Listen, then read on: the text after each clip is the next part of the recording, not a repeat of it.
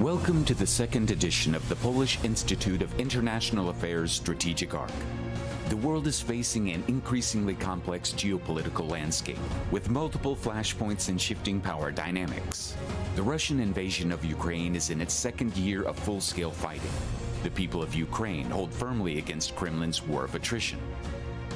We are witnessing the rise of China, a power with global aspirations.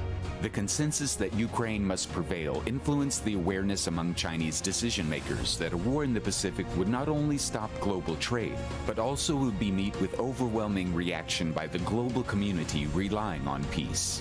As we look ahead, the upcoming U.S. presidential elections in 2024 are sure to have a significant impact on the global stage. The outcome of these elections could shape U.S. foreign policy for years to come and have a ripple effect on the rest of the world. In this complex geopolitical landscape, the role of Poland cannot be overstated. Poland, a proven consensus-shaping state and advocate for the winning strategy, has a vital role to play in designing the course of international affairs. As we come together for this conference, let us take a moment to reflect on the challenges and opportunities facing the world today. Through dialogue and collaboration, we can work towards creating a strategy for the free world to follow and win against all odds. This is the Polish Institute of International Affairs Strategic Arc. Please welcome to the stage Dr. Sławomir Dębski, Director of the Polish Institute of International Affairs.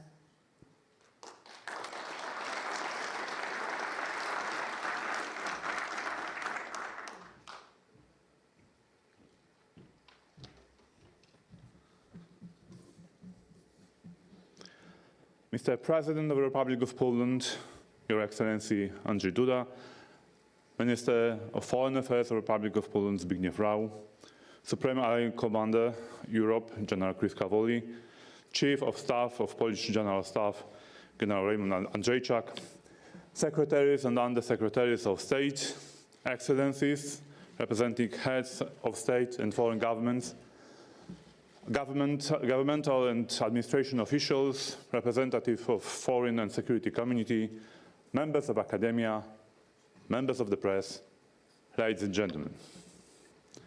I'm honored and proud to welcome you all on board the PISM Strategic Arc 2023 edition. We all learned last year that time is a strategic asset. Tempo in war, tempo in supporting Ukraine is of the essence.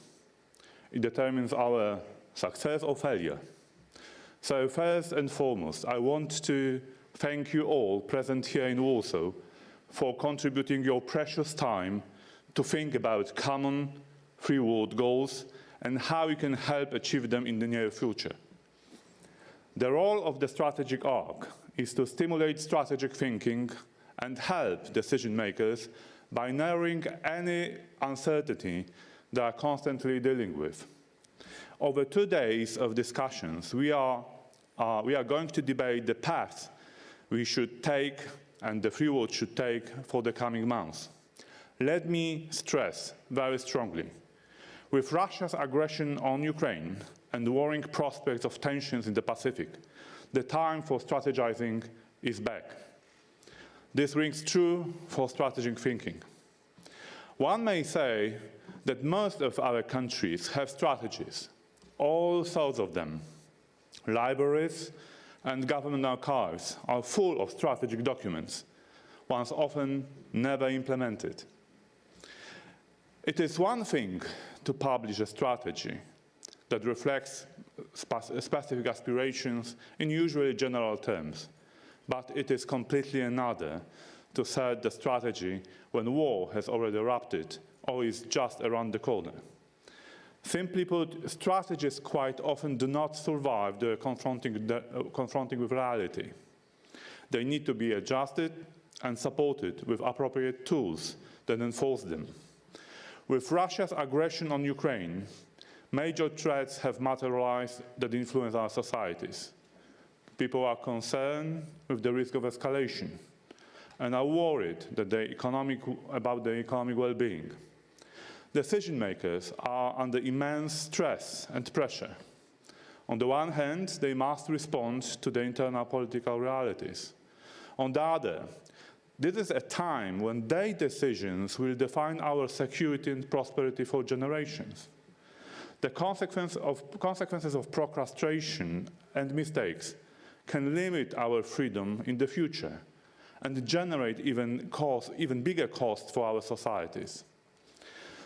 Ladies and gentlemen, Russia's unprovoked and unjustified aggression on Ukraine gives us a new context for strategic thinking. Its main features are the following. First, Ukraine is a part of the free world, which will not be secure and free without the security and freedom of Ukraine.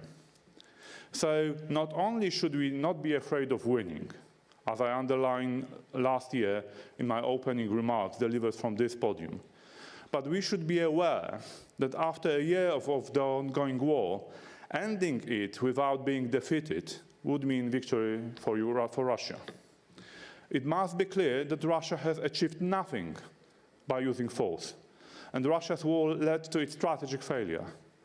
Only this outcome of the war will strengthen our global deterrence. Second, the war showed that it was a strategic mistake to assume that Russia ceased to be a threat and the European states do not need the resources to fight the large-scale war. These mistakes narrow our room for maneuver today. Our resources are limited and we have troubles to increase arms and ammunition production fast enough. Third, the war revealed that not only the quality of our armed forces will be decisive on the battlefield, but also the quantity. Fourth, the war demonstrated that tempo is of the essence. You need to have the necessary resources while also being able to make split-second decisions. Fifth, the war proved that our common strategic goal should be to secure long-term peace in Europe, which means helping Ukraine to defeat Russia and simultaneously deter aggression on other parts of the world. Ladies and gentlemen, to protect our vital interests in the long term, we must be able to coordinate actions undertaken by the entire world. This is why it's so vital to coordinate our strategic thinking in the coming months. And Warsaw, strategic arc, is a perfect place to do it. We should give Ukraine the necessary tools to fight and win this war. We cannot repeat mistakes of the past which seem to have encouraged Russia and its aggression and may provoke conflict in other parts of the world. It was our weakness as well as lack of potential and clearly defined goals that encouraged the aggressor.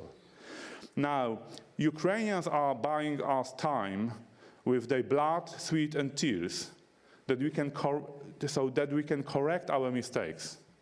Let's not waste their sacrifice and let's be grateful. The credibility of our alliances will also be a foundation of the long-term security and prosperity. When NATO adopted a new strategy and is refocusing on collective defense, every member must provide the necessary capabilities for its own defense and joint missions as stated in the Article 3 of the Washington Treaty. This will be crucial if we want to further burden sharing, maintain a strong transatlantic link, and make the security guarantees enshrined in Article 5 credible. Our broader strategic goal should not be to cease cooperation with China, but to deter war in the Pacific. But this part of deterrence also requires strategic foresight and wisdom. Russia's aggression on Ukraine shows that the peace through trade approach doesn't work. That could even speed up aggression, not deter it. There are some tough decisions to be made if we want to avoid paying much bigger costs in the future. We need to diversify our trade and supply chains to limit the risk and deter war in the Pacific. And in the end, I have bad news for you. We are not sailing in the Inuit kayak, unfortunately. The free world is like an incredibly big ship facing an ocean storm on the horizon. We must change our speed and direction. Orders must be clear and delivered quickly, from the bridge to the engine room, because the changing course of that kind of ship will not be quick, but will take much time. So, ladies and gentlemen, all hands on deck, and let's set sail on the 2023 strategic arc.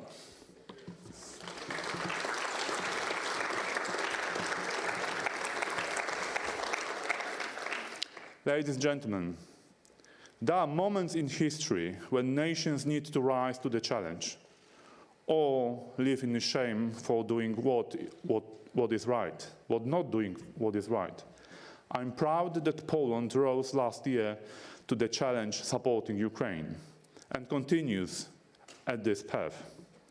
Ladies and gentlemen, it is my great honor to welcome and introduce to you one of the great heroes of this Polish pride, President of Poland, Andrzej Duda.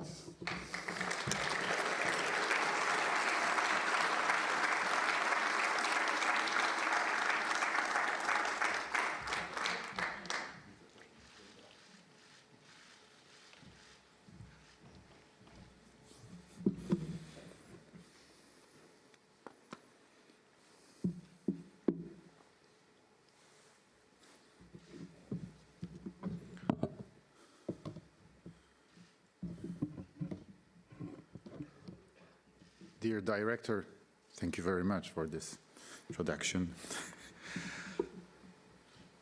Distinguished guests, Excellencies, ladies and gentlemen, I'm pleased to welcome a distinguished group of politicians, experts, military officers, diplomats, and opinion leaders from around the world.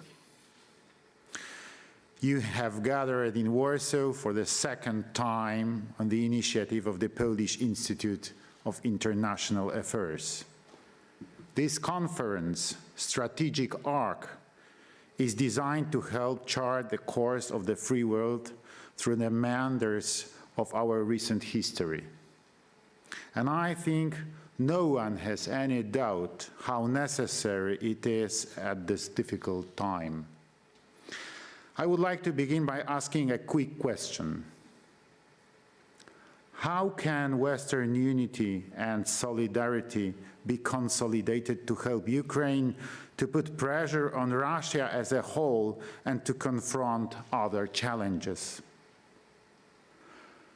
Firstly, by action, by continuing the campaign of military, political, and humanitarian support for Ukraine. Secondly, by imposing further tough sanctions on Russia in the European Union and G7, convincing the undecided, minimizing dependence on Russian energy resources, completely withdrawing capital and investment from Russia. Thirdly, by making the entire international community aware that the fate of the world is being decided in Ukraine.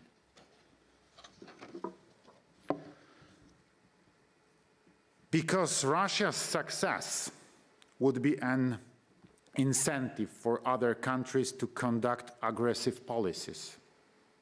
Hence, the need to gain support for the defense of global peace. We must prove that aggression benefits no one. So we need to create mechanisms that will provide long-term financial and defense backing for Ukraine. This will send a clear signal to the world that justice can prevail and that any attempt to undermine the international order is doomed from the start. Our aim should also be to secure Ukraine's accession to the European Union and NATO. This would encourage Ukraine to carry out the necessary reforms, which are already underway in wartime conditions, and to modernize the country. I hope that the upcoming NATO summit will take decisions that will bring Ukraine closer to the membership of the alliance. In the meantime, we should be ready to provide Ukraine with professional security guarantees, because a sense of security in Ukraine will determine the will of millions of Ukrainians to return to their country and to rebuild it with success. Ladies and gentlemen, we must also prepare ourselves for Russia's continued aggressive policy in the long term. That is why, in line with its new strategy, NATO must strengthen its defense and deterrence capabilities. It's essential to increase the presence of allied forces on its eastern flank. This will send a clear signal of credibility to our societies and to a potential aggressor. At the same time, we must not forget to use the instruments of NATO and the European Union, together with our main ally, the United States, to uphold the rules-based architecture of global security.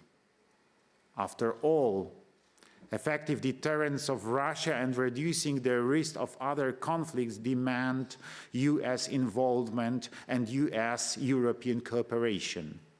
Therefore, the priority of the Polish presidency of the European Union in 2025 will be to further boost cooperation with the United States and NATO. Ladies and gentlemen, Poland will continue to support strong US leadership in Europe, bolstering NATO's eastern flank and territorial enlargement of the alliance and the European Union. This is the only way to ensure that Russian imperial ambitions do not come true. Because Russia must lose this war and understand that the united free world stands and will stand against it. I look forward with great interest to hearing your views on this matter.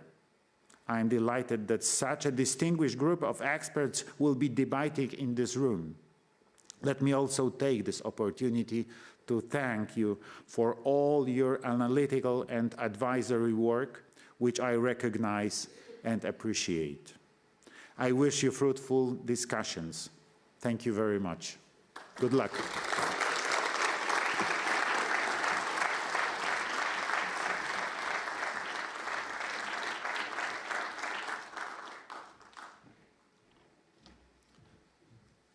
Mr. President, thank you very much for your support for the strategic arc.